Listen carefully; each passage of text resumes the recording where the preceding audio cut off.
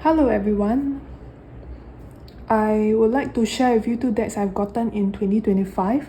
The first deck is the Verdansk Tarot by Stephanie Law. I only knew of this deck very late after the launch. I can say that I've grown up with Stephanie Law's art when I was a baby artist over at DeviantArt. So during that time, she was posting pictures of her paintings of what will eventually become the Shadowscapes Tarot.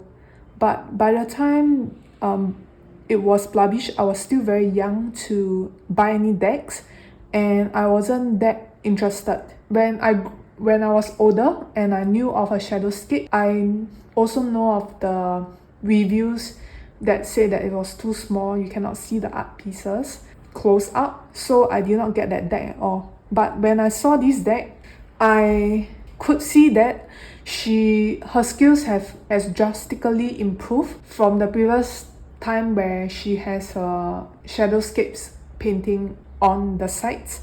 And so after thinking about it for some time, I decided to get this new deck. This kind of box it comes with. And I was also quite surprised to see that it came with this AutoCAD stand, so you can slot the card on to kind of have it stand out and meditate on it. I was also very pleasantly surprised to find that the guidebook is full colored, so it is very pretty. When the deck arrived and I could see the card in person, I was very, very impressed. I told my friend that this deck you should see in person rather than online, because I feel that seeing this deck online, while you can see that there's so much skills involved in painting the picture, you cannot fully appreciate the art. In person, you can feel the vibrantness of the colors, the lushness of the paint, and the skills in which Stephanie painted. I love it. I fell in love with the deck so much when I could start to see them in person and hold it in my hand. While I have not used this deck, I'm pretty sure that I would love to use it as a workhorse deck as well. Additionally, since the card is borderless, the paintings are much bigger and so it won't have the same problem that the Shadowscapes Tarot encounter. The second deck is a used deck, a second-hand deck, but I would say that it's good as new, since I know the previous owner probably didn't use it as much.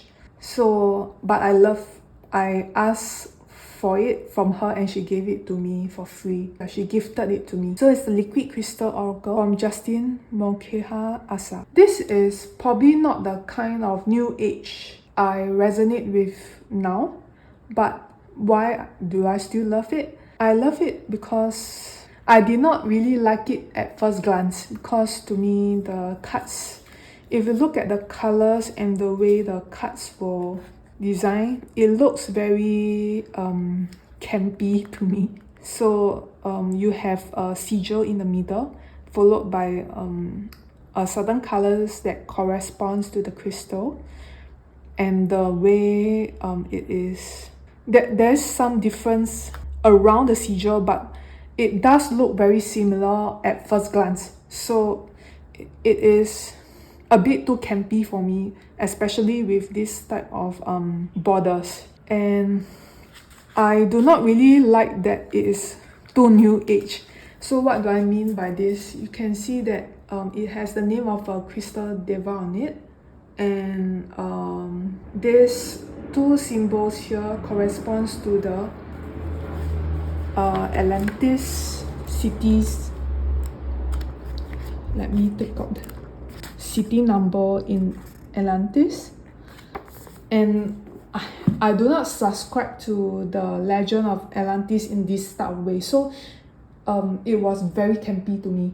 It still is very campy to me. But I saw it in use and I tried using it when it was still somebody's deck, and it grew on me because I grew up as a person who likes to draw weird language. So having this kind of sigil that do not have a fixed meaning as or a known meaning like the runes or any Reiki symbols, it kind of bring out this intuition in me that I did not understand.